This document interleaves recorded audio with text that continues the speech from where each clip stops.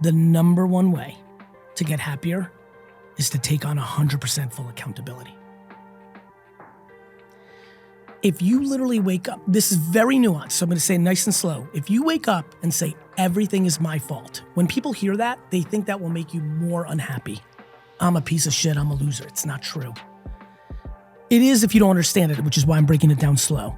If you say everything is my fault, you get optimistic in knowing that you can then fix it. It's a big deal. The reason I believe that I'm happy is because I think everything's my fault. And so what happens is if you're blaming your parents, which so many do, you're in big trouble. Because guess what? They had parents too. So blame your grandparents. You know, VCon, I said, fuck your grandparents. And the whole crowd was like, what the fuck just happened? And I was like, no, but let me explain what I'm actually trying to say, right? Which is, you can't be mad at your dad knowing that your grandma fucked him up. And oh, by the way, there's great grandparents. So I think what I want for everyone is to be fully accountable.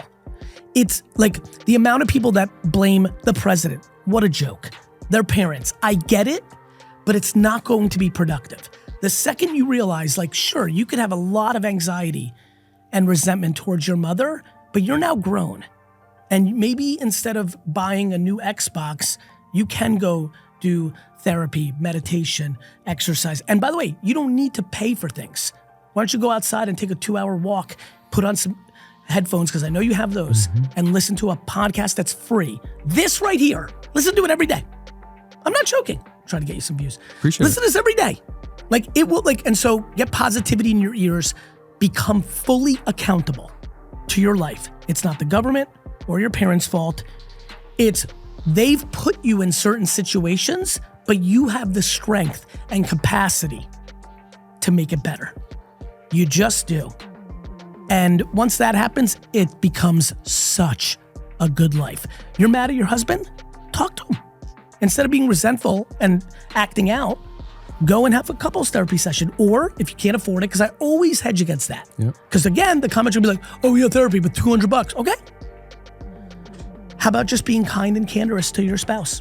Sit them down and be like, I don't like when you do this. I don't like that you're doing that. I don't appreciate that after you're done with work, you go hang out with your buddies. Like, talk. Because then he or she may say, well, I don't like that. And, communication. Yeah. Get the poison out of your body. That's another thing I would want. Get the poison out of your body. That poison, those feelings, you've got to say them. Now, if you wait until you're on full tilt and you're like, Mom, you're a fucking piece of shit. You fucked me up. That's not going to be productive. Right. Mom's not going to be like, oh, thank you. No. You got to get into the right place to have these talks, and they're not going to be receptive. But I haven't been, in my life when people have come to me, it's not a natural, it's hard. Yeah. And I'm very accountable. And even for me, it's like, I don't like that. Yeah, you get defensive. I don't like that. But I've gotten really good at being and I like it. And now I really appreciate the feedback. And we just all have to go there. Accountability and kind, candor communication on some of the shit that's inside of you, and understanding the following sentence. And if you do none of that, I don't give a fuck. I'm not your fucking dad. You're not my brother. You know what I mean? I get so mad when people get mad at people that are trying to help them. Fuck you, okay? Knock yourself out. Sit in your fucking room and be angry for the rest of your life. What the fuck do you want? Stand on your own 2 emotional feet. I want it for you. I will be out here doing shit like this forever. By the way, I'm not special. There are many, many, many of thousands of people out there navigating, trying to put good shit out there. Right? Yep. And, you got to find the person that does it for you. But man, complaining is fucking loser shit. It's dangerous. It's self-deprecating. Well, self-deprecating could be cute. It's ingest. Yes, ingest, to your point. But that's, at least self-deprecation, even in jest or in reality, there's a level of accountability. That's not loving yourself enough.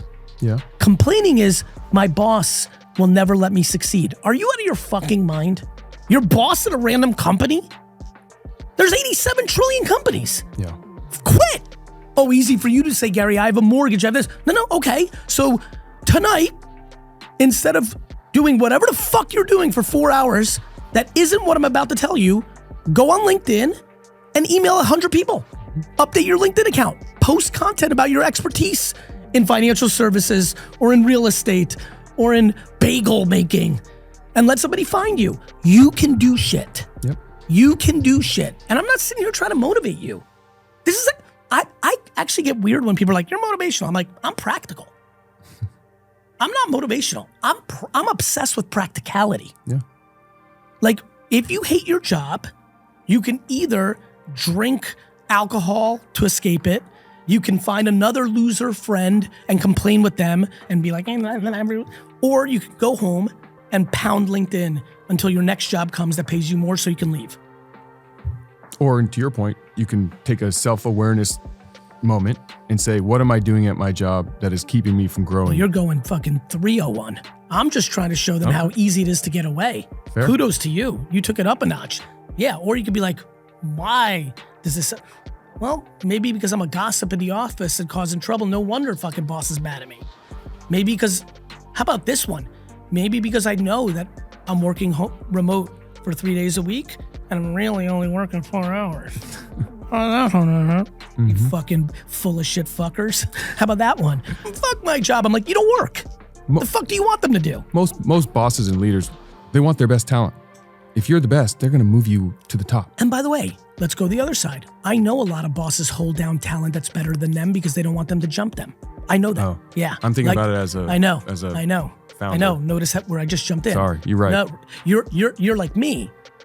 The only thing you care about is the logo. Yeah. I'm agnostic. I don't care if you're my brother-in-law, my best friend, or somebody I met yesterday. Whoever can be the best player on the field. This is why I'm going to win Super Bowls when I buy the Jets. I'm agnostic. Remember, no emotion. I'm going in on you. I got it. You got a spot I got for it. me. But you're talking like a founder. A lot of these people. You're right.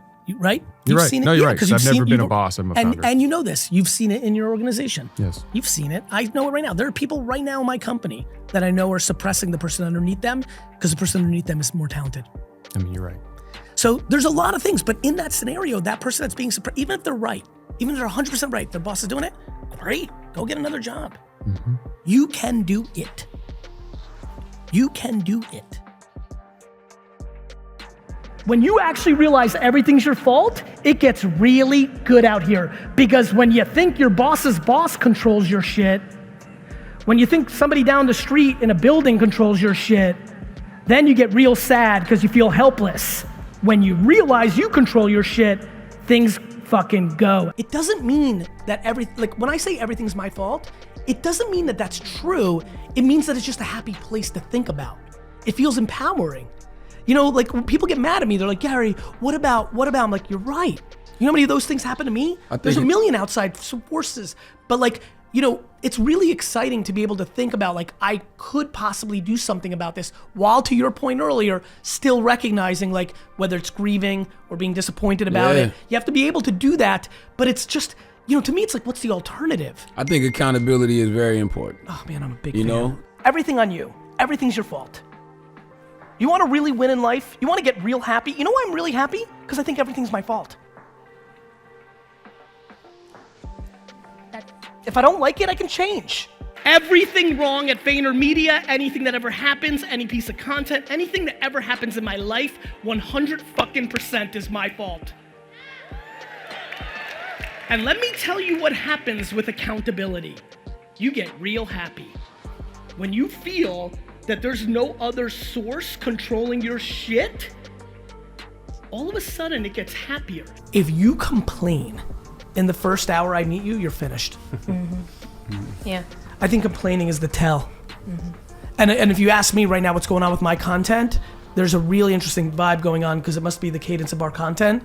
I'm getting so much content from people that are happy out of depression right now, and I cannot tell you how many of them are completely predicated on the fact that they don't make excuses anymore and they've taken 100% accountability. I genuinely think it's the unlock of happiness. When you think it's all your fault, what you realize is that nobody's in control, and all of a sudden you get happy.